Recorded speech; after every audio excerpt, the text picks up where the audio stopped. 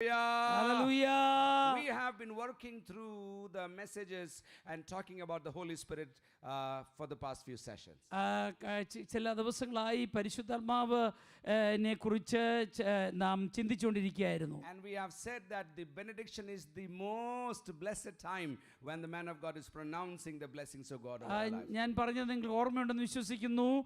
ഒരു ശുശ്രൂഷയുടെ ആശീർവാദം പറയുക എന്ന് പറയുന്നത് അതിലേറ്റവും അനുഗ്രഹങ്ങൾ നിറഞ്ഞിരിക്കുന്നതാണ്. So you have to extend your hand and heart to receive the love of the Father as he is pronounced. അപ്പം ആ ദൈവത്തിൻ്റെ ദാസൻ ആശീർവാദം പറയുമ്പോൾ നിങ്ങളുടെ ഹൃദയം തുറന്ന് ആശീർവാദത്തിലെ നന്മ പിതാവിൻ്റെ സ്നേഹത്തെ ഉൾക്കൊള്ളുവാൻ നിങ്ങൾ പ്രതീക്ഷയോടെ ആയിരിക്കണം. And the grace of the Lord you have to receive it as he says. അതുമാത്രമല്ല ആ ദൈവദാസന് ആശീർവാദം പറയുമ്പോൾ യേശുക്രിസ്തുവിന്റെ കൃപ നിങ്ങളിലേക്ക് വരുവാൻ നിങ്ങൾ പ്രതീക്ഷയോടെ കാത്തിരിക്കണം. And then when he pronounces the fellowship of the Holy Spirit, we say yes, we want the Parakletos, the presence of God in our lives. അതുപോലെ പരിശുദ്ധാത്മാവിന്റെ കൂട്ടായ്മ എന്ന് പറയുമ്പോൾ ആവേശത്തോടെ ആഗ്രഹത്തോടെ കർത്താവേ അത് ഞങ്ങളിലേക്ക് പരിശുദ്ധാത്മാവിന്റെ ശുശ്രൂഷയും കൂട്ടായ്മയും വേണമെന്ന് ആഗ്രഹത്തോടെ പറയണം. From the Old Testament, men and women, pious men and women were waiting and waiting and waiting for the outpouring of the Holy Spirit.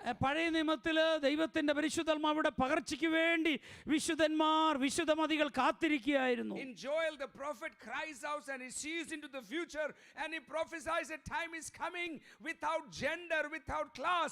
The Holy Spirit is going to be poured upon the people. He was looking into the future. പ്രവാചകനായ യോവൽ ഭാവിയെ കുറിച്ച് ഇങ്ങനെ നോക്കിയായിരുന്നു. ദൈവത്തിന്റെ പരിശുദ്ധാത്മാവ് ആൺപെൺ വ്യത്യാസമില്ലാതെ പ്രായ വ്യത്യാസമില്ലാതെ സാമൂഹിക ക്ലാസ് വ്യത്യാസമില്ലാതെ ദൈവത്തിന്റെ ആത്മാവ് ജനത്തിന്മേൽ പകരുന്നത് പ്രവാചകൻ കാത്തിരിക്കുകയായിരുന്നു ആ പകർച്ചയ്ക്കായി. Jeremiah longed and prophesied that the Lord will give us new hearts that beat to the tune of the heavenly Father. പ്രവാചകനായ യെരമ്യാവ് കാത്തിരുന്നു. കല്ലായ ഹൃദയത്തെ മാറി മാംസളമായ ഹൃദയത്തെ പരിശുദ്ധാത്മാവ് നൽകുന്ന ദിനത്തിനു വേണ്ടി കാത്തിരുന്നു യെരമ്യാവ്. Isaiah saw into the future and he said a time is coming when the Spirit will be poured from on high. ഉയരത്തിൽ നിന്നും ഉന്നതത്തിൽ നിന്നും ദൈവത്തിന്റെ പരിശുദ്ധാത്മാവ് പകരുമെന്നുള്ള കാഴ്ചപ്പാടോടുകൂടെ ആ കാത്തിരിപ്പോടെയായിരുന്നു യേശയ്യാവ് പ്രവചിച്ചത്. And Zechariah cried that the Spirit would be poured into each one of us, the spirit of grace and intercession. He longed and he cried and he prayed. പ്രവാചകനായ സെഖറിയാവ് കരഞ്ഞു, കർത്താവേ യാചനയുടെയും പ്രാർത്ഥനയുടെയും മധ്യസ്ഥതയുടെയും ആത്മാവിനെ ജനത്തിനുമേൽ പകരുന്ന ദിനത്തിനു വേണ്ടി കണ്ടുകൊണ്ട് കരഞ്ഞു.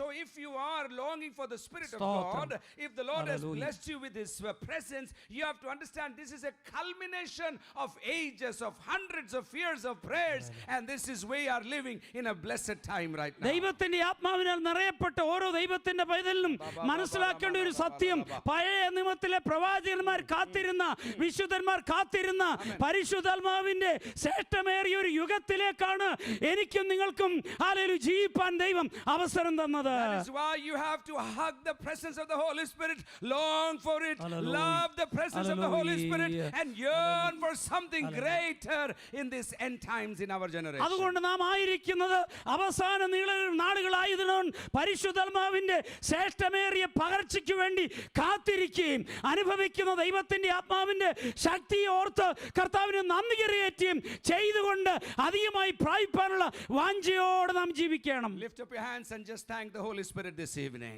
ഈ വൈകിയ സമയം ദൈവത്തിന്റെ ആത്മാവിനെ ഓർത്ത് നന്ദിയോടെ ഉച്ചത്തിൽ കർത്താവിനെ സ്തുതിക്കുവാൻ കഴിയുമോ? ഹല്ലേലൂയ.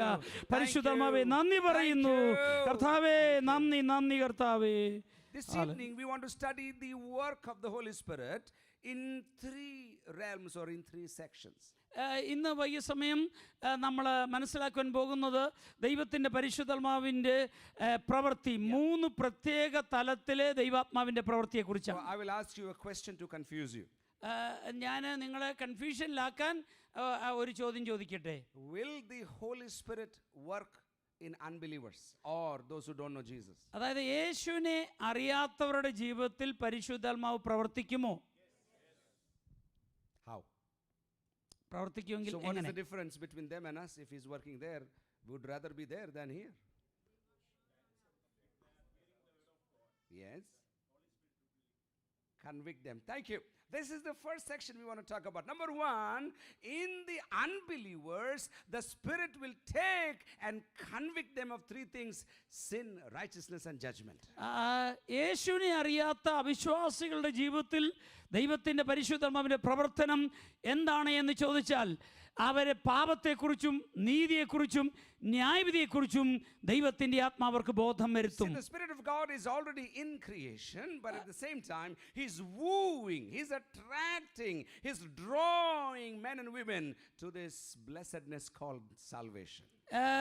സൃഷ്ടിപ്പിൽ തന്നെ ദൈവത്തിൻ്റെ പരിശുദ്ധാത്മാവ് എൻ്റെ പ്രവൃത്തി നാം കാണുന്നുവെങ്കിലും വിശ്വസിക്കാത്ത എല്ലാ മനുഷ്യരെയും ദൈവാത്മാവ് രക്ഷയിലേക്ക് നയിക്കുവാൻ പരിശ്രമിച്ചുകൊണ്ടിരിക്കുകയാണ്. So he comes and convicts them of their sin and their need of a savior. അപ്പോൾ ഒരു മനുഷ്യന്റെ ജീവിതത്തിൽ പാപത്തെക്കുറിച്ചും നീതിയെക്കുറിച്ചും ന്യായവിധിയെക്കുറിച്ചും ബോധം വരുത്തുകയാണ് പരിശുദ്ധാത്മാവ് ആദ്യം ചെയ്യുന്നത്. You cannot make a criminal cry for his sin. He can feel sorry, he can feel remorseful, but if he has to genuinely repent, you need the work of the Holy Spirit in his heart. അതായത് കുറ്റം ചെയ്ത ഒരു criminal, ഒരു കുറ്റവാളി, അവൻ ചെയ്ത തെറ്റിനെ ഓർത്ത് സോറി എന്ന് തോന്നാം, തെറ്റിപ്പോയല്ലെന്ന് തോന്നാം. എന്നാൽ അവൻ അനുതപിക്കണമെങ്കിൽ, അവൻ മാനസാന്തരപ്പെടണമെങ്കിൽ, അവൻ പശ്ചാത്തപിക്കണമെങ്കിൽ ദൈവത്തിൻ്റെ പരിശുദ്ധാത്മാവ് അവൻ്റെ ജീവിതത്തിൽ പ്രവർത്തിച്ചെങ്കിലേ സാധിക്കുകയുള്ളൂ. The Lord has given me awesome privilege to lead people into salvation and to see them cry for their past sins and the joy they have when they receive the Savior. കർത്താവിൻ്റെ അളവറ്റ കൃപ കൊണ്ട് ആ അനേകായിരങ്ങളെ യേശു ക്രിസ്തുവിലേക്ക് നയിപ്പാൻ ദൈവം എനിക്ക് അവസരം തന്നിട്ടുണ്ട്. പാപികൾ അവരുടെ പാപനിമിത്തം പശ്ചാത്തപിച്ച് കരയുന്നതും കണ്ണുനീര് ധാരധാരയായി ഒഴുകുന്നതും, എന്നാൽ രക്ഷയിലേക്ക് വന്നപ്പോൾ ആ രക്ഷയുടെ സന്തോഷത്തെ കണ്ടുകൊണ്ട് ആനന്ദിക്കുന്നതും ഞാൻ കണ്ടിട്ടുണ്ട്. And it is still a mystery to me, how can this ever happen? I'm sure it is not my words, I'm sure it is not the loudness or the speed, but somehow the Spirit enters and shakes the strings of their hearts, and they begin to cry and say, Lord, I need Jesus in my heart. ഞാൻ പലപ്പോഴും അത്ഭുതപ്പെട്ടിട്ടുണ്ട്. കാരണം എൻ്റെ വാക്കുകളുടെ മാധുര്യമല്ല, മറിച്ച് ദൈവത്തിൻ്റെ പരിശുദ്ധാത്മാവ് അവരുടെ ഉള്ളിലേക്ക് പ്രവർത്തിക്കുമ്പോൾ വരുന്ന രൂപാന്തരത്തിൻ്റെ ശക്തിയാണ് അവരങ്ങനെ പശ്ചാത്തപിച്ച് കരയുന്നത്. So he convicts those who don't know Jesus of their need of a Savior. ഒരു രക്ഷകനെ ആവശ്യം ഉണ്ട് എന്നുള്ളത് പരിശുദ്ധാത്മാവാണ് അവർക്ക് ബോധ്യമാക്കി കൊടുക്കുന്നത്. Years ago, I'm reminded right now, even when I was touched by the Holy Spirit for the first time, I was a pastor's son, I was part of the member worship team, when the Spirit touched me from 9:30 in the night and till 1:30 in the morning, I was crying next to the keyboard that I was playing. ഞാനൊരു പാസ്റ്ററുടെ മകനായിരുന്നു, ഞാൻ worship ടീമിലുണ്ടായിരുന്നു. എന്നാൽ ദൈവത്തിൻ്റെ പരിശുദ്ധാത്മാവ് ഒരു പ്രത്യേക രീതിയിൽ എന്നെ സ്പർശിച്ചു കഴിഞ്ഞപ്പോൾ ഞാൻ ഓർക്കുന്നു, രാത്രിയിൽ 9:30 മുതൽ തുടങ്ങിയ കരച്ചിൽ 1:30 വരെ കീബോർഡ് വായിച്ചിരിക്കുന്ന അവിടെ തന്നെ അത്രയും മണിക്കൂറുകൾ ദൈവത്തിൽ കരയുവാനിടയായി. I had switched off the keyboard and I had no idea what was happening, but I was on my knees crying, and I was in that years ago there was no LED screen. I was watching my sins being flashing and I'm saying, Lord, forgive me. One after the other, I was weeping in the presence of God. അന്നത്തെ സമയത്ത് LED screen ഒന്നുമില്ല. പക്ഷേ ഞാൻ വായിച്ചുകൊണ്ടിരുന്ന keyboard എനിക്ക് തന്നെ അറിയത്തില്ല എന്ത് സംഭവിച്ചു എന്ന് ഞാൻ നിർത്തിയിട്ട് ഞാൻ ചെയ്ത പാപത്തെക്കുറിച്ച് ദൈവത്തിൻ്റെ ആത്മാവ് ബോധം വരുത്തുകയും എൻ്റെ മുമ്പിൽ ഒരു സ്ക്രീനിൽ വരുന്ന പോലെ എൻ്റെ കഴിഞ്ഞ പാപങ്ങളെ ദൈവത്തിൻ്റെ ആത്മാവ് ഓർമ്മിപ്പിക്കുകയും ഞാൻ പശ്ചാത്തപിക്കുകയും കരയുകയും മണിക്കൂറും ദൈവസന്നിധിയിൽ അങ്ങനെ ഇരുന്നൊരു അനുഭവം. This conviction has to lead to repentance, and repentance has to lead to renunciation, so that you leave it and begin to live a new life for the glory of God. ഈ ദൈവത്തിൻ്റെ പരിശുദ്ധാത്മാവാണ് നമ്മളെ യഥാർത്ഥത്തിൽ ബോധ്യം വരുത്തുന്നെങ്കിൽ ആ ബോധ്യം നമുക്കുള്ള മാനസാന്തരത്തിലേക്ക് നയിക്കും. മാത്രമല്ല ആ മാനസാന്തരം നമ്മൾ ചെയ്ത പാപത്തെ എന്നേക്കുമായി ഉപേക്ഷിക്കുവാൻ കൃപ നൽകും.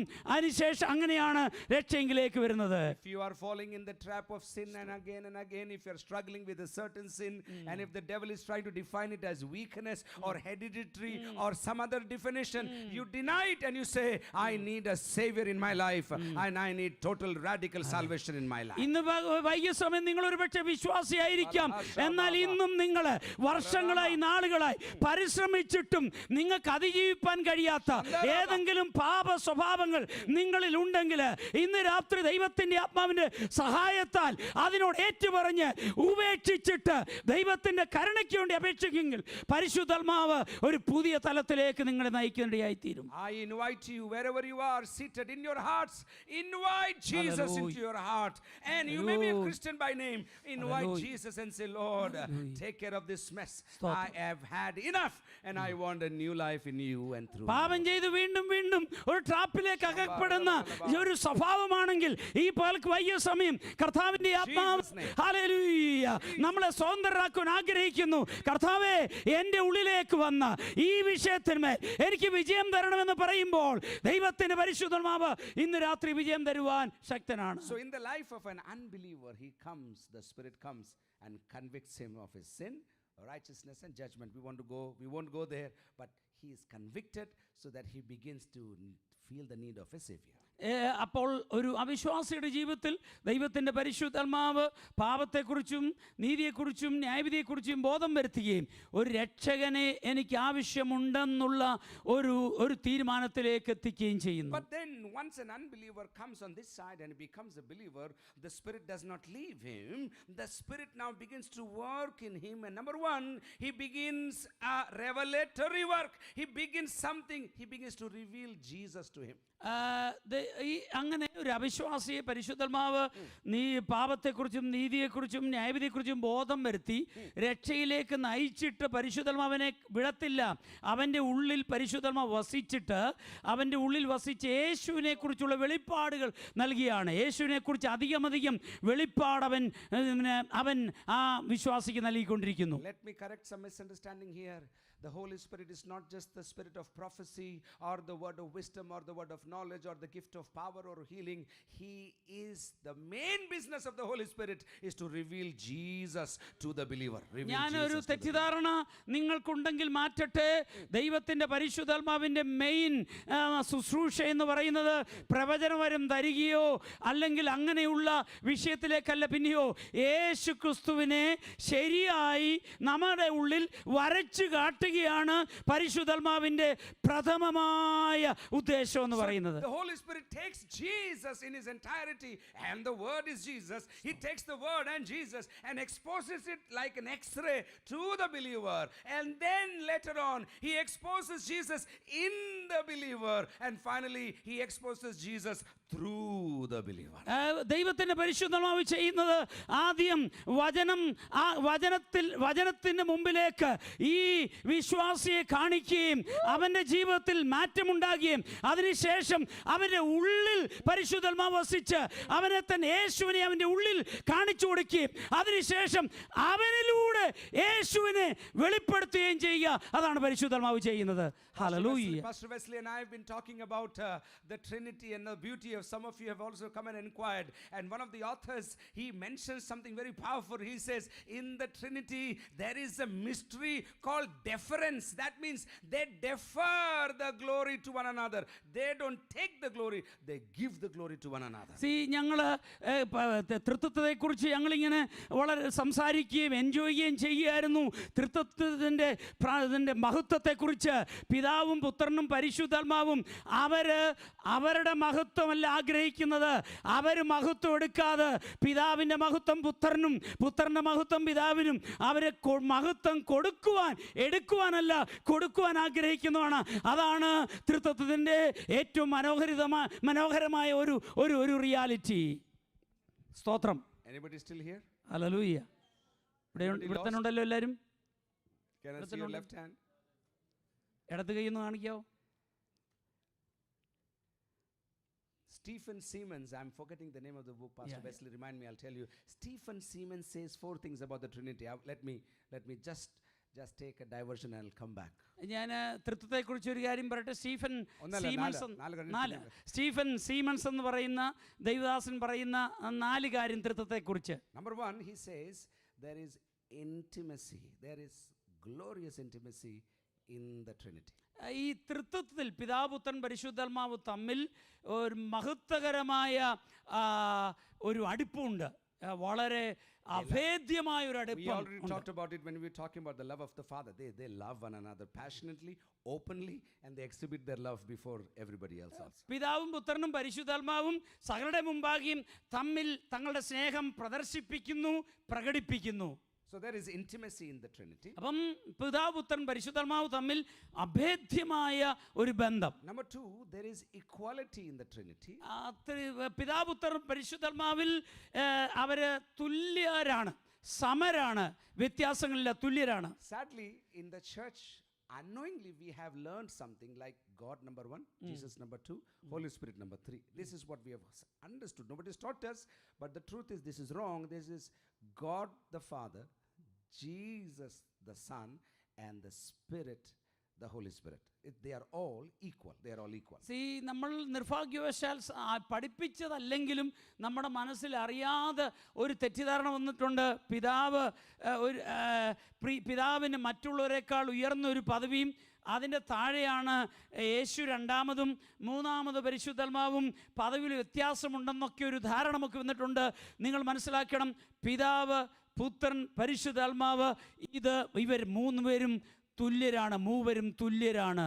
So number 1, there is mutual. I want to add the word mutual. I forgot to add that.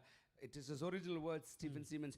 Mutual intimacy. Number 2, what we said, mutual equality. അവര് അന്യോന്യം അഭേദ്യമായൊരു ബന്ധമുണ്ട്, അതുപോലെ അവര് തുല്യരാണ്. Number 3, there is mutual submission in Trinity. അത് മൂന്നാമത്തേത്, തൃത്വത്തിൽ അവർ അന്യോന്യം കീഴ്പ്പെട്ടിരിക്കുന്നു, തമ്മിൽ കീഴ്പ്പെട്ടിരിക്കുന്നു. So sorry, this is not a theory exam, this is a practical exam. The Trinity is a lens for your own family, സ്തോത്രം, for your church, for your relationship with your children, spouse, leaders, elders, juniors, co-workers. The Trinity is a lens for you to look and change and adjust yourself. ഈ തൃത്വം, ത്രിയേകം ദൈവം എന്തിനാണ് നമുക്ക് ആ രീതിയിൽ വെളിപ്പെട്ടതെന്ന് ചോദിച്ചാൽ, നമുക്ക് ട്രിനിറ്റിയെക്കുറിച്ച് പഠിച്ച് പരീക്ഷ എഴുതി പാസ്സാകാനല്ല. പിന്നെ തൃത്വം എന്ന് പറയുന്നതാണ് നമ്മുടെ ജീവിതത്തെ കാണുവാനുള്ള ലെൻസ്. അതാണ് നമ്മുടെ മോഡൽ. കുടുംബത്തിൻ്റെ മോഡൽ ത്രിയേക ദൈവമാണ്. അതുപോലെ സഭയുടെ മോഡൽ ത്രിയേക ദൈവമാണ്. ഈ പിതാവും പുത്രനും പരിശുദ്ധാത്മാവും ആ കൂട്ടായ്മയാണ് കുടുംബത്തിലെയും സഭയിലെയും ലെൻസ്. അതിലൂടെയാണ് നമ്മെ തന്നെ കാണേണ്ടത്. I will hold the 4th one, but explain a bit more. That means if there is mutual intimacy in the Trinity, there should be mutual intimacy in the church, among the believers, in a couple, as a husband and wife, as father and children, as mother and children, as daughter and mother-in-law. There has to be mutual intimacy because we are reflecting a heavenly character. നമ്മുടെ ഈ ഭൂമിയിലെ ബന്ധങ്ങളെല്ലാം ത്രിയേക ദൈവത്തെ വെളിപ്പെടുത്തണം. ആ ത്രിയേക ദൈവത്തിൻ്റെ സ്വഭാവമാണ് പ്രതിഫലിക്കേണ്ടത്. അങ്ങനെയാണെങ്കിൽ ദൈവസഭയിൽ ഈ അന്യോന്യം അകമഴിഞ്ഞ ബന്ധമുണ്ടായിരിക്കണം. അതുപോലെ ഭവനത്തിൽ ഭാര്യ ഭർത്താവ് ബന്ധത്തിൽ, മക്കൾ അമ്മയപ്പന്മാർ ബന്ധത്തിൽ, സഹോദരങ്ങളുടെ ബന്ധത്തിൽ, ഇൻലോസുള്ള ബന്ധത്തിൽ ഈ മ്യൂച്വൽ ഇൻറ്റിമസി, ഈ അകമഴിഞ്ഞ ബന്ധം ഉണ്ടായിരിക്കണതാണ് ദൈവം ആഗ്രഹിക്കുന്നത്. In a family there has to be equality. The Achayan can no longer say, I am the Achayan, you are only the Ammamas. See, because the Trinity is reflecting an equality between man and woman. See, ത്രിയേക ദൈവത്തിൽ പിതാവ് പുത്രൻ പരിശുദ്ധാത്മാവ് തമ്മിൽ സമമായതുപോലെ കർത്താവ് ആഗ്രഹിക്കുന്നത് ക്രിസ്തീയ കുടുംബങ്ങളിൽ ആ പുരുഷ സ്ത്രീ ആ മേധാവിത്വമില്ല, ആ മേധാവിത്വം കൂടാതെ സമരാണെന്നുള്ള ചിന്ത നമുക്കുണ്ടായിരിക്കണം. Then thirdly I said mutual what? Submission. Loudly please. If you don't speak loudly you'll fall asleep. We are almost there, so wake up. Okay, what's the third thing? Mutual submission in a family, in a church. Listen to this very carefully. The pastor submits to the believers submit to the pastor. There is a mutual submission which is a reflection of the Holy Trinity that we have. See, അന്യോന്യമുള്ള സമർപ്പണം pastor വിശ്വാസികൾ പാസ്റ്റേഴ്സിനും അതാണ് ദൈവം നമ്മെക്കുറിച്ച് ആഗ്രഹിക്കുന്നത്. In the family, husband to the wife to the husband, children to the parents to the children. There is mutual submission and God is being glorified in our family life. See, അങ്ങനെ വരുമ്പോൾ മാതാപിതാക്കൾ കുഞ്ഞുങ്ങൾ മാതാപിതാക്കൾ, അതുപോലെ ഭാര്യ ഭർത്താവ് ഭാര്യയ്ക്ക് അങ്ങനെയുള്ള ഒരു സമർപ്പണം ഉണ്ടാകുമ്പോഴാണ് ദൈവത്തിന് നാം അവിടെ മഹത്വപ്പെടുന്നത്. But then the fourth mutual he calls it mutual deference. They don't attract and keep the glory and the fame. They defer it to the other person. See, നാലാമത്തേതാണ് അന്യോന്യം നൽകുക എന്നുള്ളത്, കൊടുക്കുക എന്നുള്ളത്. അവർ വാങ്ങിക്കുക എന്നുള്ളതല്ല, മറിച്ച് അന്യോന്യം കൊടുക്കുക, മഹത്വമായിട്ട് കൊടുക്കുവാനുള്ള ആഗ്രഹം, തമ്മിൽ കൊടുക്കുവാൻ. അതാണ് തൃത്വത്തിൽ കാണുന്ന നാലാമത്തെ പ്രത്യേകത. So for example, the father should get all the glory, but he says no, every knee shall bow, every tongue shall confess what that Jesus is. God says Jesus shall be glorified. See, ഉദാഹരണം പറഞ്ഞു കഴിഞ്ഞാൽ പിതാവ് മഹത്വം എടുക്കുകയല്ല, പിതാവ് തന്നെ പറയുകയാണ് എല്ലാ മുഴങ്കാലും മടങ്ങുന്നത് തൻ്റെ മുമ്പിലല്ല, പിന്നെയോ തൻ്റെ പുത്രനായ യേശുവിൻ്റെ മുമ്പിൽ സകല നാവും ഏറ്റുപറയും യേശു കർത്താവെന്ന്. അപ്പോൾ പുത്രന് മഹത്വം കൊടുക്കുന്നു. So if you understand that Philippians 2 passage, you will find somebody said it this way: Jesus lowered himself to the extent of nothingness, and the Father lifted him up to the extent that everything is now bowing to Jesus, the one who emptied himself for the human race. ഫിലിപ്പിയ ലേഖനം 2-ാം അധ്യായത്തിൽ കാണുന്നത് ഒരു ദൈവദാസൻ പറഞ്ഞത് ഇങ്ങനെയാണ്: പുത്രൻ തൻ്റെ സ്വർഗമഹിമകളെ വിട്ടിട്ട് ഏറ്റവും താണ അവസ്ഥയിലേക്ക് ദാസരൂപം എടുത്തത് കൊണ്ട് പിതാവ് ചെയ്തത് അവനെ അത്രമാത്രം ഉയർത്തി, അതുകൊണ്ട് അവൻ്റെ സകല നാമവും അവൻ്റെ മുമ്പാകെ വണങ്ങുന്ന തലത്തിലേക്ക് അവനെ ഉയർത്തി എന്ന് ഒരു ദൈവദാസൻ പറഞ്ഞിരിക്കുന്നു. So if you bring the glory to Jesus, he will say, no, I have not done anything without my Father telling me to do it. I have not done anything of my own accord. I only look to my Father, and what he does, I am doing. I am a reflection of who he is. So please redirect the praise to my Father. എന്നാൽ കർത്താവിനോട് ചോദിക്കുമ്പോൾ പുത്രൻ പറയും, ഇതൊന്നും എൻ്റേതല്ല, സ്വന്തമല്ല, പിന്നെയോ എൻ്റെ പിതാവ് പറയുന്നത് ഞാൻ ചെയ്യുന്നു, എൻ്റെ പിതാവ് ചെയ്യുന്നത് ഞാൻ കണ്ടു ചെയ്യുന്നു. അതുകൊണ്ട് മഹത്വം എല്ലാം തിരിച്ച് ഒന്നും പുത്രൻ എടുക്കാതെ എല്ലാം തിരിച്ച് പിതാവിന് കൊടുക്കുന്നു. So after a 33.5 years of physical presence on the earth, and as he's being lifted, he calls upon the Spirit and releases it upon the church and in the universe, and the Spirit says, I'll work as long as needed. I will work and I will do your desire. I will build your church for you. Even if they despise me, even if they offend me, I will make and build the church so that Jesus will be glorified and the will of the Father would be completed. See, പരിശുദ്ധാത്മാവിനോട് ചോദിച്ചാൽ പരിശുദ്ധാത്മാവ് പറയും, യേശു ക്രിസ്തുവിന്റെ വരവരെ ഈ ഭൂമിയിൽ നിന്നുകൊണ്ട് കർത്താവിൻ്റെ ചർച്ച സഭ ഞാൻ പണിയുകയാണ്. എന്നെ ആൾക്കാർ തിരസ്കരിച്ചാലും എന്നെ റിജക്റ്റ് ഉപേക്ഷിച്ചാലും എനിക്കത് വിഷയമല്ല. പുത്രൻ്റെ സഭ ഞാൻ പണിയുകയാണ്. അതിലൂടെ പുത്രൻ്റെ സഭ പണിയും. അങ്ങനെ പിതാവിൻ്റെ ഇഷ്ടം നിവർത്തിക്കപ്പെടുകയാണ്. How many are with us this evening? എത്ര പേര് മനസ്സിലാക്കുന്നുണ്ട്? So what are the 4 things about mutual? Number 1, what is mutual? Mutual അന്യോന്യം ചെയ്യുന്ന 4 കാര്യങ്ങൾ. Mutual intimacy. Number 2, mutual equality. Number 3, mutual submission. Number 2. Number 4, mutual deference. DEFERENC. Deference. It's a learning lesson for us. When we want people to praise us, when we want people to acknowledge us, when we become sad when people don't recognize our contribution, this is a small reminder. The Trinity is telling you this evening, give it up. Rather defer the glory to somebody else. Amen. Because it does not belong to us. It ultimately belongs to our Heavenly Father. നമ്മൾ മറ്റുള്ളവർ ഒരുപക്ഷെ നമ്മൾ പ്രശംസിക്കാതിരിക്കുമ്പോൾ, നമ്മളെ അഭിനന്ദിക്കാതിരിക്കുമ്പോൾ നമ്മൾക്ക് വിഷമം തോന്നാറുണ്ട്. എന്നാൽ നമ്മൾ പഠിക്കേണ്ടത് ത്രിയേക ദൈവത്തിൻ്റെ സ്വഭാവമാണ്. ആ മഹത്വം എടുക്കാതെ കൊടുക്കുന്നത് പോലെ ഇനിയും നമുക്ക് ലഭിക്കേണ്ട ആദരവോ അല്ലെങ്കിൽ അഭിനന്ദനമോ മറ്റുള്ളവർക്ക് കൊടുത്തേക്കൂ. അവസാനം അൾട്ടിമേറ്റ്ലി പിതാവ് ത്രിയേക ദൈവം നമ്മിലൂടെ മഹത്വപ്പെടണം. Now we come back in the life of a believer. The Holy Spirit, number 1, reveals Jesus to him.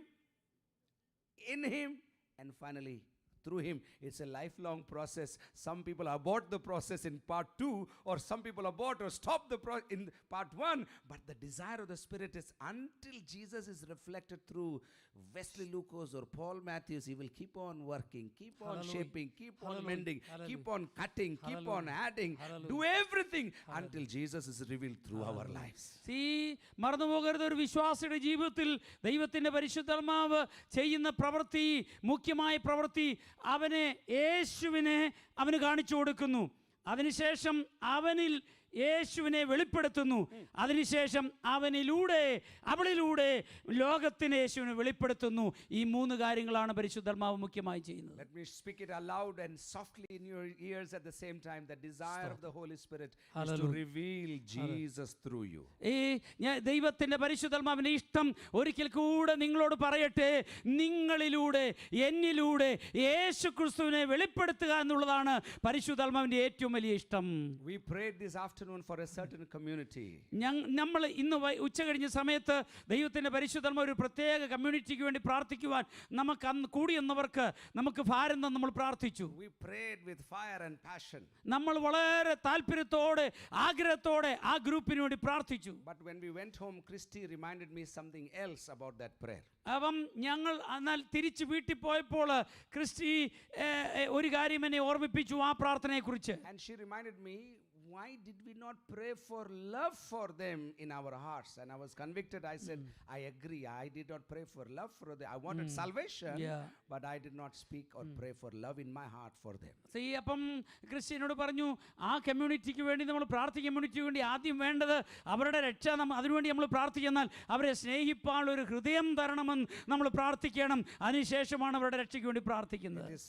It is right. When Jesus is revealed through us, we will love that particular community in spite of anything and everything we have been taught. And when we love, we are sharing the good news with them, one person at a time. അവരെന്ത് ചെയ്തെന്ന് പറഞ്ഞാലും അവരെ കുറിച്ചൊരു സ്നേഹം ദൈവം നമ്മുടെ ഉള്ളിൽ പകർന്നു കഴിയുമ്പോഴാണ് ആ സ്നേഹം നിമിത്തം നമ്മൾ അവരുടെ രക്ഷയ്ക്ക് വേണ്ടി അവരോട് കർത്താവിനെ കുറിച്ച് ഷെയർ ചെയ്യുന്നത്. John 15:26 beautifully says something like this. It is written, but when the helper comes, whom I will send to you from the Father, the Spirit of the truth who proceeds from the Father, he will bear witness. What? Complete the sentence loudly please, with about a little me, more passion. about me. थोड़ा और जोश दिखाओ, थोड़ा सा और, नहीं तो नींद आ जाएगी.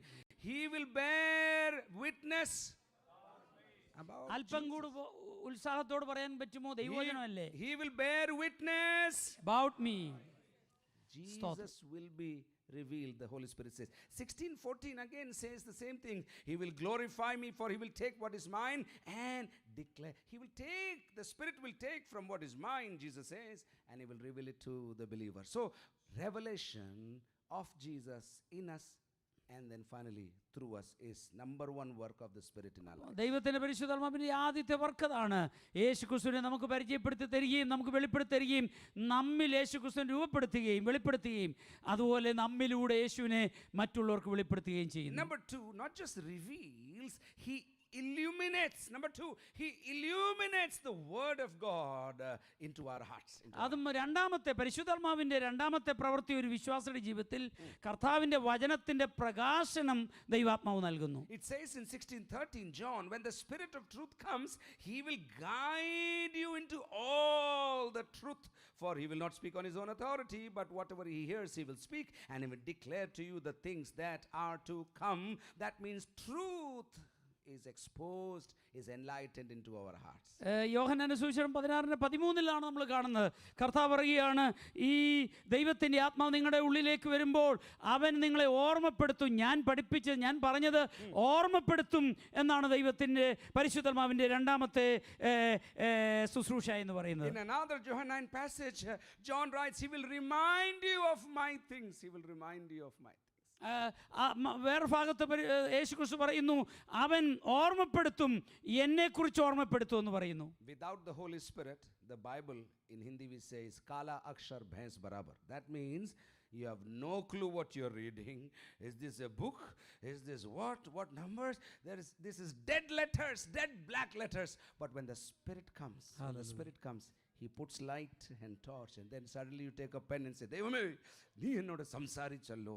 That is the spoken word of God that illuminates and comes into our life. ദൈവത്തിൻ്റെ പരിശുദ്ധാത്മാവ് പ്രകാശം തന്നില്ലെങ്കിൽ ഈ ബുക്ക് എന്ന് പറയുന്നത് കേവലം കറുത്ത മഷിയിൽ എഴുതിയ ഒരു പുസ്തകം മാത്രമാണ്. എന്നാൽ ദൈവത്തിൻ്റെ പരിശുദ്ധാത്മാവ് നമ്മുടെ ഉള്ളിൽ പ്രകാശം തരുമ്പോഴാണ് ഈ വായിക്കുന്നത് ദൈവത്തിൻ്റെ വചനമായി നമ്മുടെ ഉള്ളിൽ വരികയും കർത്താവേ നീ എന്നോട് സംസാരിച്ചല്ലോ എന്ന് ബോധ്യപ്പെടുകയും ചെയ്യുന്നത്. In North India, sometimes people imagine, or around the world also, people imagine if you keep the Bible under your pillow, you will not get bad dreams. ഈ നോർത്ത് ഇന്ത്യയിൽ, ഒരുപക്ഷെ നോർത്ത് ഇന്ത്യ മാത്രമല്ല ലോകത്തിൻ്റെ എല്ലാ ഭാഗത്തും ആൾക്കാരുടെ ഒരു തെറ്റിദ്ധാരണയുണ്ട്, ഈ ബൈബിൾ എടുത്ത് ഈ തലയണയുടെ അടുക്കി വെച്ച് കഴിഞ്ഞാൽ രാത്രി ദുസ്വപ്നമൊന്നും കാണത്തില്ലെന്ന്. It does not operate on Bluetooth, by the way. ഏതായാലും ഇത് ബ്ലൂടൂത്ത് അനുസരിച്ച് വർക്ക് ചെയ്യുന്നതല്ല.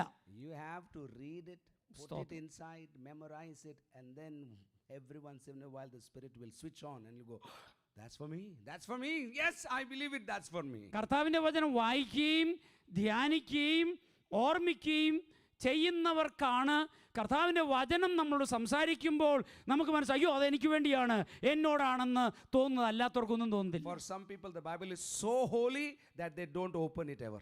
Yeah, and they keep in the boot, you know, car boot here. Okay, ചിലർക്ക് ദൈവത്തിൻ്റെ വചനം എന്ന് പറയുന്നത് ഭയങ്കര വിശുദ്ധമാണ്, അവർ തൊടത്തുപോലില്ല. സൺഡേ വന്നാലും തൊടത്തില്ലേ, സൺഡേ കൊണ്ടുവരാറുമില്ല തൊടത്ത്, അത്ര വിശുദ്ധ അവർ പൂജിച്ച് വെച്ചിരിക്കുന്നവരുണ്ട്. അവരിവിടെ ഇല്ല, അവർ ഇന്ന് രാത്രി ഇല്ലെന്ന്. അതെ, അത്ര ഞാൻ പറയത്തില്ല, എനിക്ക് അത്രയും ബോധ്യമില്ല.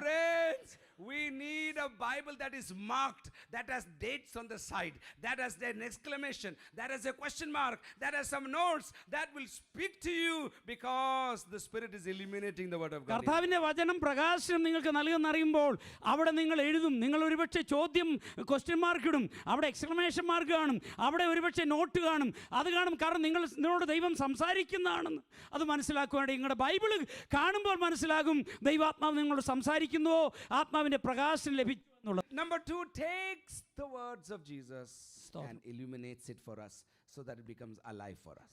കർത്താവിൻ്റെ വചനത്തിൻ്റെ പ്രകാശം നമുക്ക് നൽകുന്നത് ദൈവത്തിൻ്റെ പരിശുദ്ധാത്മാവാണ്. അത് ആവശ്യമുള്ള സമയത്ത് നമുക്കത് ജീവനുള്ളതായി മാറുന്നു. We have to rush. So number 3, the Spirit takes the words of God and works in us, and number 3, he transforms us. ആദ്യത്തേത് യേശുക്രിസ്തുവിനെ നമുക്ക് ദൈവത്തിൻ്റെ ആത്മാവ് വെളിപ്പെടുത്തുന്നു, നമ്മിലൂടെ യേശുക്രിസ്തുവിനെ വെളിപ്പെടുത്തുന്നു. രണ്ടാമത് ദൈവത്തിൻ്റെ വചനത്തിൻ്റെ പ്രകാശം ദൈവാത്മാവ് നൽകുന്നു. മൂന്നാമത് നമ്മുടെ ജീവിതത്തെ പരിശുദ്ധാത്മാവ് രൂപാന്തരപ്പെടുത്തുന്നു. I will put a disclaimer here. Please forgive me and please pray for me. ഞാനിത് അടുത്ത പറയുന്നതിന് മുമ്പ് ഒരു കാര്യം പറയുന്നു, എന്നോട് ക്ഷമിക്കുക, അതോടൊപ്പം തന്നെ എനിക്ക് വേണ്ടി പ്രാർത്ഥിക്കുകയും ചെയ്യുക. The longer we know the Holy Spirit, സ്തോത്രം, the more our character should reflect Jesus. എത്രമാത്രം ദൈവത്തിൻ്റെ ആത്മാവിനെ നമുക്ക് അറിയുന്നു, മനസ്സിലാക്കുന്നു, അതിനനുസരിച്ച് യേശുക്രിസ്തുവിൻ്റെ സ്വഭാവം നമ്മിൽ വെളിപ്പെടണം. Your BC and A before Christ and after Christ, or before salvation and after salvation life should be drastically different. If nothing has changed, you can doubt your own salvation. രക്ഷിക്കപ്പെട്ട ഒരു ദൈവത്തിൻ്റെ പൈതലിൻ്റെ രക്ഷിക്കപ്പെടുന്നതിന് മുമ്പുള്ള ജീവിതവും രക്ഷിക്കപ്പെട്ടതിന് ശേഷമുള്ള ജീവിതവും തമ്മിൽ ആനയും ആടും പോലെ വലിയ രൂപാന്തരം ഉണ്ടായിരിക്കണം. ആ രൂപാന്തരം നടന്നില്ലെങ്കിൽ നമ്മുടെ രക്ഷയെ തന്നെ ക്വസ്റ്റ്യൻ ചെയ്യണം, ശരിക്കും നമ്മൾ രക്ഷിക്കപ്പെട്ടോ എന്ന് ചിന്തിക്കണം. God does not want to be a wet and baptized sinner after salvation. നനഞ്ഞ ഒരു പാപിയായിട്ട് സ്നാനപ്പെട്ടതിന് ശേഷം ദൈവം നമ്മെക്കുറിച്ച് ആഗ്രഹിക്കുന്നില്ല. He wants you to be changed and changed and changed and changed and be more like Jesus. More than last week, more than last month, we have to be more like Jesus. നമുക്ക് കഴിഞ്ഞ മാസത്തെക്കാളും കഴിഞ്ഞ ആഴ്ചകളെക്കാളും കഴിഞ്ഞ വർഷത്തെക്കാളും അധികം രൂപാന്തരം വന്നുകൊണ്ടേയിരിക്കണം നമ്മുടെ ജീവിതത്തിൽ. Your behavior, your language, your attire, your sense of fashion, your sense of spending money, your sense of the urgency of mission, your sense of eternity, all of these things have to slowly, very slowly, it's okay, very slowly start to reflect your journey with the Holy Spirit. ദൈവത്തിൻ്റെ പരിശുദ്ധാത്മാവിനോട് ചേർന്ന് നമ്മൾ യാത്ര ചെയ്യുമ്പോൾ ദൈവം ആഗ്രഹിക്കുന്നത് നമ്മുടെ ജീവിതത്തിൻ്റെ എല്ലാ തലങ്ങളിലും നമ്മുടെ സംസാര ശൈലി, നമ്മുടെ സ്വഭാവം, നമ്മുടെ വസ്ത്രധാരണ, നമുക്ക് ഫാഷനോടുള്ള, ലോകത്തിൻ്റെ ഫാഷനോടുള്ള നമ്മുടെ ആഗ്രഹം എന്ന് മാത്രമല്ല, അതുപോലെ കർത്താവിൻ്റെ വേലയോടുള്ള നമ്മുടെ താല്പര്യം, ഇതിലെല്ലാം കാര്യമായ മാറ്റം ക്രമേണ, പെർഫെക്റ്റ് അല്ല, പിന്നെയോ ചെറുതായിരിക്കാം, പക്ഷേ ക്രമേണയായി കാലാനുസൃതമായ മാറ്റം വന്നുകൊണ്ടേയിരിക്കണം. സ്തോത്രം. Even the attraction and pull of money on our lives has to reflect eternity. പണത്തോടുള്ള നമ്മുടെ താല്പര്യവും പണം ചെലവഴിക്കുന്നതിനുള്ള വിഷയവും വരുമ്പോൾ നിത്യതയുടെ വെളിച്ചത്തിലായിരിക്കണം. അതിലും നാം നിത്യതയിലേക്കുള്ള യാത്രയിലാണോ എന്ന് പ്രതിഫലിക്കണം നമ്മുടെ സമ്പത്തിനുള്ള നമ്മുടെ ഇടപാടുകളിലും. Years ago, Christy and I were in Australia, and a friend of ours, she said, Paul, I want to take you to one of my friend's house. Are you free? I said, sure, we can go. And I thought, it's an ordinary house, we can go and we can, but she said, we'll have dinner and you have to be properly dressed. I said, okay, I'll dress up. And both of us went to this house.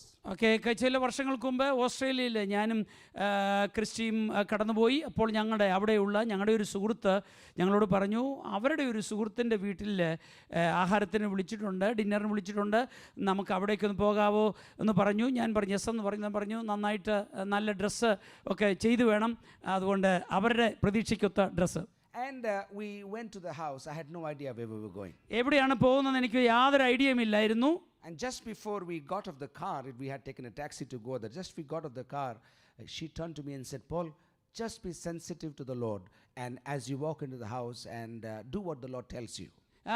ഞങ്ങൾ ആ ടാക്സിയിലാണ് പോയത്. ടാക്സിയിൽ നിന്ന് ഇറങ്ങിക്കഴിഞ്ഞപ്പോൾ ഞങ്ങളുടെ front പറഞ്ഞു, പോളെ ദൈവാത്മാവ് എന്തെങ്കിലും പറയുവാണെങ്കിൽ അതുപോലെ ചെയ്യാൻ പറഞ്ഞു. In a very expensive part of Sydney town, this gentleman and his family lived, and I found out later, they were billionaires. They were living in a private island. They had a yacht of their own, and we were taken on a special ferry to their home. And I'm thinking, I think I'm in the wrong place. Okay, ഞാൻ അവിടെ ചെന്ന് കഴിഞ്ഞപ്പോഴാണ് മനസ്സിലായത് ഇതൊരു billionaire ആയിരുന്നു. അതുമാത്രമല്ല, അവർ താമസിക്കുന്നത് അവിടെയുള്ളതായ ഒരു തടാകത്തിൻ്റെ മധ്യത്തിൽ ഒരു ദ്വീപിലാണ്.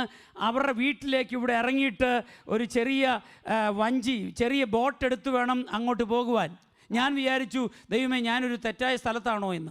I said, Lord, I don't fit here. Send me back to the slums of India. I said, this is the wrong place for us. ഞാൻ പറഞ്ഞു, കർത്താവേ, എനിക്ക് ഇന്ത്യയിലെ ഈ സ്ലംസും അവിടെയുള്ള ആദിവാസികളുടെ അതാണ് എനിക്ക് എൻ്റെ സ്ഥലം, അവിടെ ഇവിടുന്ന് എന്നെ തിരിച്ചു കൊണ്ടുപോകണേ എന്ന് ഞാൻ പറഞ്ഞു. But every once in a while you have to just act as if you belong here. This is nothing new here. അപ്പോൾ ചില സമയത്തൊക്കെ ഇങ്ങനെ വരുമ്പോൾ നമ്മൾ ചില ആക്ട് ചെയ്യേണ്ടി ആണല്ലോ, കുഴപ്പമൊന്നുമില്ല, നമ്മൾ കാണിക്കാൻ പറ്റത്തില്ലോ മറ്റുള്ളവരെ, അങ്ങനെ ചെയ്യേണ്ടി വരും. So we walked into the home, huge home, and then suddenly at the door the husband and wife are there and says, welcome Paul and Christy, welcome, please come to our house. അപ്പം ഞങ്ങൾ ചെന്നു. വലിയൊരു മനോഹരമായ വലിയൊരു സൗധം, അതിനകത്തേക്ക് ഇവരെ ഞങ്ങൾ welcome ചെയ്തു. പോൾ ആൻഡ് ക്രിസ്റ്റി വെൽക്കം എന്ന് പറഞ്ഞു. Before the evening and the dinner was over, there were a few more other couples they had invited, and we found out secretly through our friend Grace, they are billionaires and they invest in global missions. Over 80% of their income they are investing secretly in missions around the world. അവർ ആ സമയത്ത് വേറെ ചില കപ്പിൾസിനെയും കൂടെ ക്ഷണിച്ചിട്ടുണ്ടായിരുന്നു. എന്നിട്ട് ഞങ്ങൾ രഹസ്യമായിട്ട് ഞങ്ങളുടെ സുഹൃത്തിൽ നിന്ന് മനസ്സിലായി, ഈ പ്രിയപ്പെട്ടവർ അവരുടെ 80% സമ്പത്തും സീക്രട്ട് രഹസ്യമായിട്ട് സുവിശേഷീകരണത്തിന് ഉപയോഗിക്കുന്നവരാണ്. A telecom company in Australia, they were part of a oil business, a lot of things.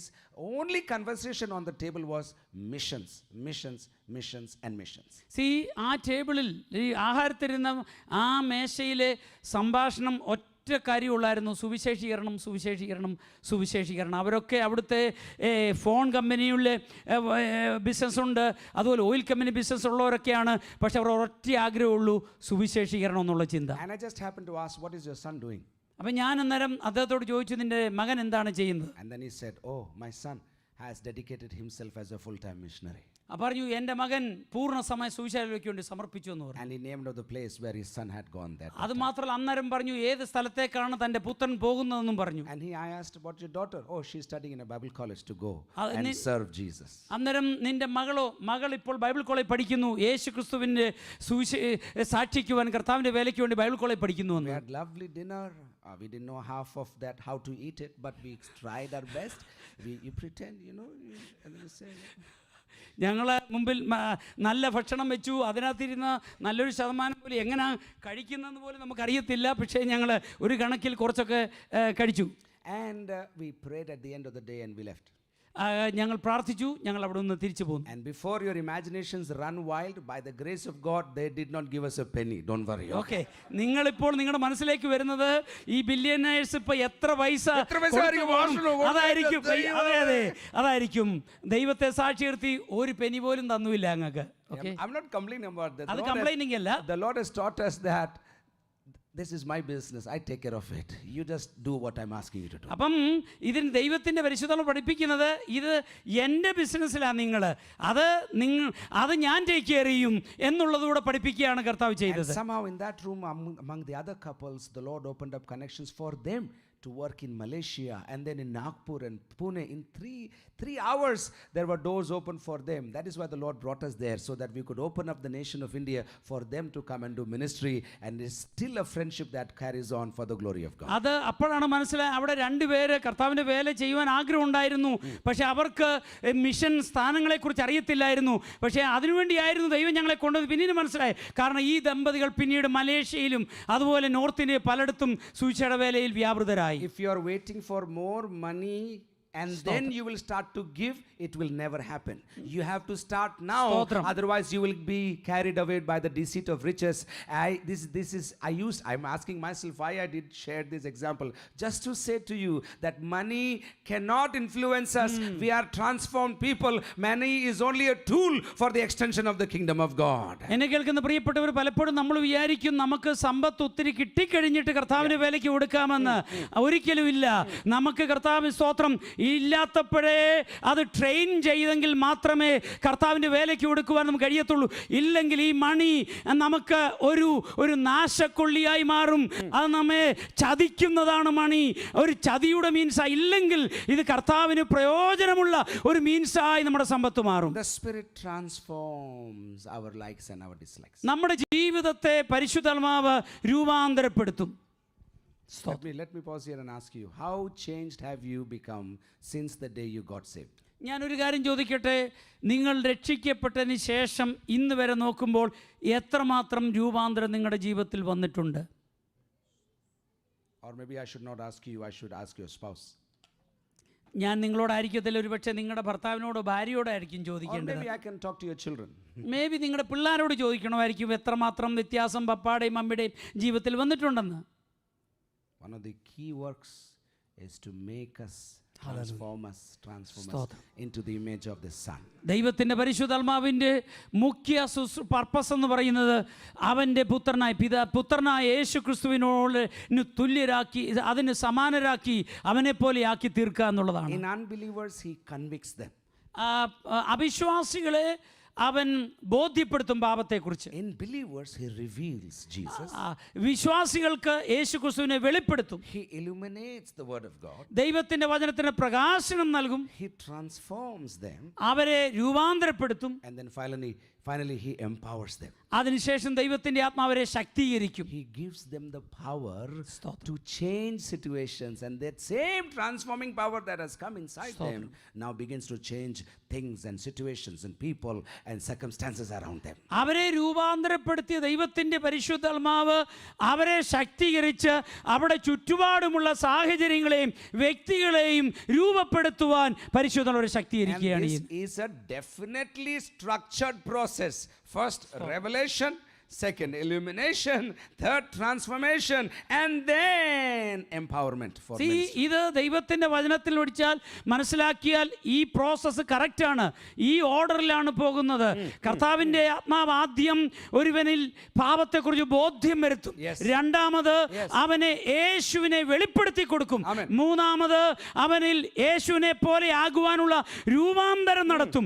അതിനുശേഷം അവനെ കർത്താവിനെ മറ്റുള്ളവർക്ക് വെളിപ്പെടുത്തി കൊടുക്കുവാൻ, അവന്റെ സാഹചര്യങ്ങളെ മാറ്റുവാൻ അവനെ ശക്തീകരിക്കും. ഈ ഓർഡറിന് ഒരു മാറ്റവുമില്ല ദൈവവചനത്തിൽ. Many times we are longing for the gifts of the Holy Spirit. We want the healings and the miraculous, but we don't want a transformed life. പലരും We will not sustain. We will kill ourselves. We will destroy ourselves. പലർക്കും കൃപാവരങ്ങൾ ഇഷ്ടമാണ്. രോഗശാന്തി വരും, വീര്യപ്രവൃത്തികളുടെ വരും, ഇതൊക്കെ പലർക്കും ഇഷ്ടമാണ്. എന്നാൽ രൂപാന്തരത്തിന് വേണ്ടി താല്പര്യമില്ല. എന്നാൽ രൂപാന്തരമില്ലാതെ കൃപാവരങ്ങൾ ആഗ്രഹിച്ചാൽ ആ കൃപാവരങ്ങൾ നമ്മെ തന്നെ പലപ്പോഴും നശിപ്പിക്കുകയേ ചെയ്യത്തുള്ളൂ. എന്നാൽ രൂപാന്തരമാണ് അതിനു മുമ്പേ നമ്മിൽ നടക്കേണ്ടത്. Jesus revealed in and to and through me. യേശു ക്രിസ്തു എന്നിലേക്ക്, എന്നിലൂടെ യേശു വെളിപ്പെടുന്നു. The word living inside of me. ദൈവത്തിന്റെ വചനം എന്നിൽ വസിക്കുന്നു. The word doing transformation in my life. എന്നിട്ട് ദൈവത്തിന്റെ വചനവും ദൈവാത്മാവിനിൽ രൂപാന്തരം നടത്തുന്നു. The things that I used to enjoy, I don't enjoy anymore. ഒരു കാലത്ത് ഞാൻ ഇഷ്ടപ്പെട്ടത് ഇന്ന് ഇഷ്ടപ്പെടുന്നില്ല. കാരണം ദൈവാത്മാവിനിൽ രൂപാന്തരം വരുത്തുന്നു. Finally, when I'm an available, clean vessel, He pours His power into us so that we can do the works of God. അങ്ങനെ രൂപാന്തരം വ്യക്തിയുടെ മേൽ ദൈവം തന്റെ ആത്മാവിനെ അതിശക്തിയോടെ പകർന്ന് കർത്താവിന്റെ മഹത്വത്തിനു വേണ്ടി ഉപയോഗിക്കുന്നു. God willing, we'll talk about the power of the Holy Spirit tomorrow morning. നാളെ കർത്താവിന്റെ ആത്മാവിന്റെ ശക്തിയെക്കുറിച്ച് നാളെ നമ്മൾ മനസ്സിലാക്കാൻ I want to ശ്രമിക്കും. leave it right there, but I want to move into the third realm of change. ഞാൻ അവിടെ തൽക്കാലം അവിടെ നിർത്തിയിട്ട് അടുത്ത നമ്മുടെ ജീവിതത്തിന് മാറ്റം വരേണ്ട മറ്റൊരു മേഖലയെക്കുറിച്ച് So പറയുക. number one, I said in the unbeliever. Second I said in the believer. But the third section, I want to see the work of the Holy Spirit in the church corporately. അപ്പോൾ അവിശ്വാസിയുടെ ജീവിതത്തിലാണ് ദൈവാത്മാവ് പ്രവർത്തിക്കുന്നത് ആദ്യം. അതിനുശേഷം വിശ്വാസികളുടെ ജീവിതത്തിൽ വ്യക്തിപരമായി ദൈവാത്മാവ് പ്രവർത്തിക്കുന്നു. മൂന്നാമത്തെ മേഖല, അങ്ങനെ വ്യക്തിപരമായി രക്ഷിക്കപ്പെട്ട കൂട്ടമായ ദൈവസഭയിൽ പരിശുദ്ധാത്മാവ് പ്രവർത്തിക്കുന്നു. Now, whatever Jesus does in the church is a beautiful reflection of how He worked with Jesus. And I think it was this morning, I'm losing track, how Jesus and Spirit work together. The same manner the church and the Spirit work together in our times.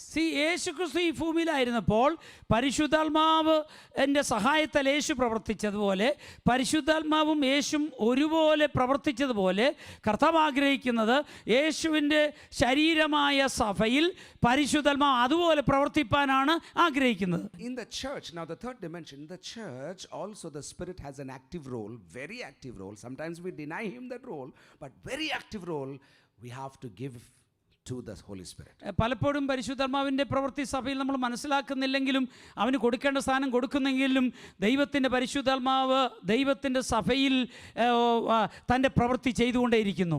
Number one, He is the one who birthed the church. Birthed the church. ഒന്നാമത് ദൈവസഭയുടെ ഉൽപ്പത്തിയുടെ കാരണം പരിശുദ്ധാത്മാവാണ്. You remember at the upper room, it was the Holy Spirit. When they were all gathered together, scattered bunch of people, they had no clue what was happening. How many days to pray? No idea. Who is leading? No idea. Just come together. And when they came, the Spirit came, and the church was birthed in the upper room. നമുക്കറിയാം മാളിക മുറിയിൽ അവർ വന്ന് പ്രാർത്ഥിക്കുന്നു. അവർക്കറിയത്തില്ല എത്ര നാൾ പ്രാർത്ഥിക്കണം, എന്നുവരെ പ്രാർത്ഥിക്കണം, ഒന്നും അവർക്കറിയത്തില്ല. ഒരു കാര്യം ചെയ്തു, അവരെല്ലാം ഒരുമിച്ച് കൂടി പ്രാർത്ഥിച്ചു. ദൈവത്തിൻ്റെ പരിശുദ്ധം അവരുടെ മേൽ വന്ന് നമുക്കറിയാം. അതാണ് സഭയുടെ ഉൽപ്പത്തി, തുടക്കം, അത് സഭയുടെ ജനനം എന്ന് പറയുന്നത്. Just like Jesus and the birth and the Spirit, now the church and the Spirit are together at birth. യേശുക്രിസ്തുവിന്റെ ജനം പരിശുദ്ധാത്മാവിൽ ആണ് എന്നതുപോലെയാണ് ദൈവസഭയുടെ ഉൽപ്പത്തിയും പരിശുദ്ധാത്മാവിനാലാണ്. I have to rush. Number two, not just at birth of the church, the Spirit empowers the believers of the church to do the works of Christ. മാത്രമല്ല രണ്ടാമത് ദൈവത്തിൻ്റെ പരിശുദ്ധാത്മാവ് ചെയ്യുന്നത് ദൈവസഭയിലെ തൻ്റെ ജനത്തെ കർത്താവിൻ്റെ പ്രവൃത്തി ചെയ്യാനായിട്ട് അവരെ ശക്തീകരിക്കുന്നു. Oh, every instance you read in the book of Acts, you will find, and the Spirit gave them, and the Spirit led them, and through the power of the Spirit, they healed the sick, they healed the sick, they did this, they did this. All of the miraculous is only because of the power of the Holy Spirit. അപ്പോസ്തല പ്രവൃത്തിയിൽ തുടർമാനമായിട്ട് നമ്മൾ കാണാൻ കഴിയുന്നത് ആദ്യത്തെ സഭ അവർ ചെയ്തതെല്ലാം പരിശുദ്ധാത്മാവിനാൽ. പരിശുദ്ധാത്മാവിൽ അത്ഭുതങ്ങൾ ചെയ്യുന്നു. പരിശുദ്ധാത്മാവിൻ്റെ നിയന്ത്രണത്താൽ ഒരു സ്ഥലത്തേക്ക് സുവിശേഷീകരണത്തിന് പോകുന്നു. പരിശുദ്ധാത്മാവിൻ്റെ നിയന്ത്രണത്തിൽ സകലവും ചെയ്യുന്ന ഒരു സഭയാണ് നമ്മൾ അപ്പോസ്തല പ്രവൃത്തി കാണുന്നത്. Just one verse in Acts 19 and 11, it says like this, and God was doing extraordinary miracles by the hands of Paul. By the hands of Paul. അപ്പോസ്തല പ്രവൃത്തി 19:1 വായിക്കുമ്പോൾ അവിടെ നമ്മൾ കാണുന്നു 19:11 കാണുന്ന പൗലോസിന്റെ കൈയാൽ അസാധാരണമായ വീര്യപ്രവർത്തികൾ ചെയ്യുന്നുവെന്ന്. Extraordinary miracles. അസാധാരണമായ അത്ഭുത പ്രവർത്തികൾ. Extraordinary miracles. അസാധാരണമായ അത്ഭുത പ്രവർത്തികൾ. By a man called Paul. ഒരു സാധാരണ മനുഷ്യൻ പൗലോസ്. And then also Peter, and then also other disciples called Philip, and nameless people were exercising this power of the Holy Spirit to bring about a change in the community. അത് പൗലോസ് മാത്രമല്ല, പത്രോസ്, ഫിലിപ്പോസ് മുതലായുള്ള സാധാരണക്കാരായവരിലൂടെ ദൈവത്തിൻ്റെ അസാധാരണമായ പ്രവൃത്തികൾ പരിശുദ്ധാത്മാവ് ചെയ്തെടുത്തു. അങ്ങനെയാണ് ആ സമൂഹത്തിൽ തന്നെ രൂപാന്തരം ഉണ്ടായത്. In chapter 8 and chapter 10 and chapter 11 we find thirdly the Spirit is now directing the mission of the church, directing the mission of the church. അത് മാത്രമല്ല നമ്മൾ 8-ാം അധ്യായം അപ്പോസ്തല പ്രവൃത്തി 8-ാം അധ്യായം 10-ാം അധ്യായം 11-ാം അധ്യായം വായിക്കുമ്പോൾ ദൈവത്തിൻ്റെ സഭയെ സുവിശേഷീകരണത്തോടുള്ള ബന്ധത്തിൽ, മിഷൻ വർക്കിനുള്ള ബന്ധത്തിൽ പരിശുദ്ധാത്മാവ് നയിക്കുന്നതായിട്ട് നമ്മൾ കാണുന്നു. Pastor Peter does not want to go to the house of Cornelius. Pastor പത്രോസ് കൊർന്നേലിയോസിന്റെ വീട്ടിൽ പോകാൻ ആഗ്രഹിച്ചതേ അല്ല. The Holy Spirit makes him hungry, and in the hunger he is seeing a vision of a biryani. പത്രോസിന് പരിശുദ്ധാത്മാവ് തന്നെ ഒരു വിശപ്പ് കൊടുത്തു. ആ വിശപ്പിൽ താന് ബിരിയാണി എന്ന് പറഞ്ഞാലേ എല്ലാം മനസ്സിലാവുമല്ലോ. അതുകൊണ്ട് അപ്പം ബിരിയാണിയെ കുറിച്ചുള്ള ഒരു ദർശനം കണ്ടു, സ്വപ്നം കണ്ടു. അപ്പം അതിനകത്തിൽ നമുക്ക് മനസ്സിലാവുന്ന ഭാഷയാണ് പറഞ്ഞത്, യഹൂദന്മാര് കഴിക്കാത്ത ഒരു ബിരിയാണിയാണ് യഹൂദനായ പത്രോസിനെ ദൈവാത്മാവ് കാണിച്ചത്. ഒന്നല്ല, രണ്ടല്ല, മൂന്നല്ല, 3 times, and suddenly he feels maybe the Lord is speaking to me through this biryani. ഒരു പ്രാവശ്യമല്ല, രണ്ടല്ല, മൂന്നാമത്തെ പ്രാവശ്യവും ആ ദർശനം കണ്ടപ്പോൾ പത്രോസ് തോന്നി ഒരുപക്ഷെ ഈ ദർശനത്തിലൂടെ, സ്വപ്നത്തിലൂടെ ദൈവത്തിന് എന്തോ എന്നോട് സംസാരിക്കുവാനുണ്ട്, കേവലം ബിരിയാണിയെ കുറിച്ചല്ല പറയുന്നത്. Maybe you are not like me, but every time I start to fast, either there is a birthday invitation or a wedding invitation or a special party or a special send off where there will be food, but we have to deny. And Peter finally said, okay. And the moment he wakes up, somebody says, sir, you are called to the house of Cornelius. They're waiting for you to speak the words of God. ഒരുപക്ഷേ ചിലപ്പോൾ നമ്മൾ ഉപവാസം എടുക്കാൻ ആഗ്രഹിക്കുമ്പോഴായിരിക്കും birthday party, മറ്റ് special food ഉള്ളതൊക്കെ വരുന്നത്. നമ്മളതിനെ deny ചെയ്യേണ്ടി ഇരിക്കുന്നു. അതുപോലെ തന്നെ പത്രോസ് അങ്ങനെ സ്വപ്നം കണ്ട്, ആഹാരത്തെക്കുറിച്ച് സ്വപ്നം കണ്ടു കഴിഞ്ഞപ്പോഴാണ് കഥകിലാരോ മുട്ടുന്നതായിട്ട് കേട്ടത്. He was prepared. The Spirit was preparing Cornelius at this end, and the Spirit was preparing Peter at this end. And then finally he sends the people, brings them, he preaches, and the Spirit pours on the house of Cornelius. പത്രോസിനോട് പരിശുദ്ധാത്മാവ് പത്രോസിനെ ഈ സൈഡിൽ രൂപാന്തരപ്പെടുത്തുന്നു. അതുപോലെ തന്നെ ദൈവത്തിന്റെ പരിശുദ്ധാത്മാവ് കൊർന്നേലിയോസിനോട് സംസാരിക്കുന്നു, കൊർന്നേലിയോസിന്റെ മനസ്സിനെ രൂപാന്തരപ്പെടുത്തുന്നു. അവസാനം പത്രോസ് കൊർന്നേലിയോസിന്റെ വീട്ടിൽ പോകുന്നു, കർത്താവിന്റെ വചനം ശുശ്രൂഷിക്കുന്നു, ജനം കർത്താവിലേക്ക് കടന്നു വരുന്നു. Only if you will believe it, the Lord is preparing some hearts and some homes in this city for you. And if you will be attentive in this fasting prayer, the Lord will connect you to those homes so that they can receive the salvation.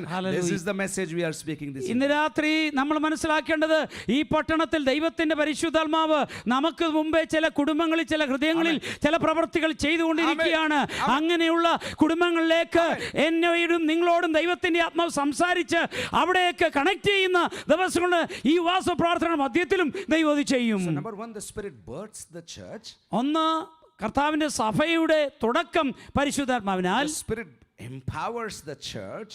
പരിശുദ്ധാത്മാവ് സഭയെ ശക്തീകരിക്കുന്നു. He directs the mission of the church. ദൈവസഭയുടെ mission പ്രവർത്തനങ്ങളെ പരിശുദ്ധാത്മാവ് തന്നെ നയിക്കുന്നു. But not just that, the Spirit grows the church. അത് മാത്രമല്ല, പരിശുദ്ധാത്മാവാണ് സഭയെ വളർത്തുന്നത്. സ്തോത്രം. You find again and again and again and again and again, you find the church grew in number, the church grew in influence, the church grew in size, the church grew in its capacity. Again and again you find scripture after scripture. കർത്താവിൻ്റെ വചനത്തിൽ നമ്മൾ കാണുന്നത് തുടർമാനമായി കാണുന്ന ഒരു കാര്യം, ദൈവത്തിൻ്റെ സഭ വളർന്നു, ദൈവത്തിൻ്റെ എണ്ണത്തിൽ വളർന്നു, അത് ഗുണത്തിൽ വളർന്നു, സ്വാധീനത്തിൽ വളർന്നു. അങ്ങനെയുള്ളതാണ് നമ്മൾ തുടർമാനമായിട്ട് കർത്താവിൻ്റെ വചനത്തിൽ കാണുന്നത്. On the screen for you I've put up something there. There is just 5 or 6 scriptures I've put up in the front, but I have a whole list of the word grew. If you will personally ask me, I will text it to you. But the key is you find the word multitude 6 times. You find the word many 8 times. You find the word increase 3 times. You find the word added to 3 times. Again and again and again there is growth, there is growth, there is growth, there is growth in the church, the initial church, because of the work of the Holy Spirit. ദൈവത്തിൻ്റെ സഭയെ പരിശുദ്ധാത്മാവ് വളർത്തും എന്നുള്ളതിൻ്റെ അനേക പദങ്ങൾ കാണാൻ കഴിയും. ഞാനൊരു 4 മാത്രം അവിടെ നിങ്ങൾക്ക് മനസ്സിലാകാൻ വേണ്ടി 6 പ്രാവശ്യം പുരുഷാരം എന്ന് കാണുന്നു, എണ്ണമറ്റ പുരുഷാരം. മറ്റൊരു ഭാഗത്ത് കാണുന്നത് 8 സ്ഥലങ്ങളിൽ ഒരുപാട് പേരെന്ന് കാണുന്നു, മറ്റൊരു സ്ഥലത്ത് വർദ്ധിച്ചു വരുന്ന കാണുന്നു, മറ്റു സ്ഥലത്ത് ദൈവം അവരെ കൂട്ടിച്ചേർത്തെന്ന് കാണുന്നു. അങ്ങനെയുള്ള അനേക പദങ്ങൾ നിങ്ങൾക്ക് ആർക്കെങ്കിലും പഠിക്കുവാൻ താല്പര്യമുള്ളവർക്ക് വേണമെങ്കിൽ എന്നോട് പേഴ്സണലായിട്ട് ചോദിച്ചാൽ ഞാൻ നിങ്ങൾക്ക് ഈ വാക്യങ്ങളെല്ലാം ടെസ്റ്റ് ചെയ്ത് തരാം. It is beautifully illustrated by Dr. Luke how the church grew in number, in quality, in influence and in power. വൈദ്യനായ ലൂക്കോസ് വളരെ ഭംഗിയായിട്ട് അപ്പോസ്തല പ്രവൃത്തിയിൽ കാണിക്കുന്നു എങ്ങനെയാണ് ദൈവത്തിൻ്റെ സഭ എണ്ണത്തിലും ഗുണത്തിലും സ്വാധീനത്തിലും ശക്തിയിലും വർദ്ധിച്ചു വന്നത് എന്ന്. We are not only talking theory. സ്തോത്രം. If the church will believe, if transformation will believe, it will also begin to grow supernaturally in number, in size and in influence, because the Spirit will bring about this change in our church and through our church. ഇത് കേവലം അപ്പോസ്തല പ്രവൃത്തി കാണുന്ന ഒരു theory ആയിട്ടല്ല. ഞാൻ നിങ്ങളും വിശ്വസിക്കുമെങ്കിൽ ഈ ട്രാൻസ്ഫോർമേഷൻ ചർച്ചിൽ തന്നെ കർത്താവ് ഉപയോഗിച്ച് എണ്ണത്തിലും ഗുണത്തിലും സ്വാധീനത്തിലും ശക്തിയിലും വർദ്ധിപ്പിക്കുവാൻ ദൈവത്തിന്റെ ആത്മാവിന് കഴിയും. And strangely one of you prayed this evening, Lord, we will plant 2000 churches from our one church. That is an answer, a prophetic prayer, a prophetic answer to this teaching this evening, that the church will grow. Hallelujah. Whether you like it or not, Amen. grow in every aspect of the world. ഇന്ന് വൈകിയ സമയം ആരോ പ്രാർത്ഥിച്ചു, കർത്താവേ ആ ചർച്ചിന്റെ എണ്ണം 2000-ലധികമായിട്ട് establish ചെയ്യുവാൻ കൃപ ചെയ്യണമേ എന്ന്. ഈ ഒരുപക്ഷെ ദൈവത്തിന്റെ ആത്മാവിനെ കണ്ട ഈ വചനത്തിന്റെ ഒരു നിവൃത്തിയായിരിക്കാം അത്. അങ്ങനെ നമ്മൾ എടുക്കുമെങ്കിൽ കർത്താവ് നമ്മെ വളർത്തുന്നവനാണ്.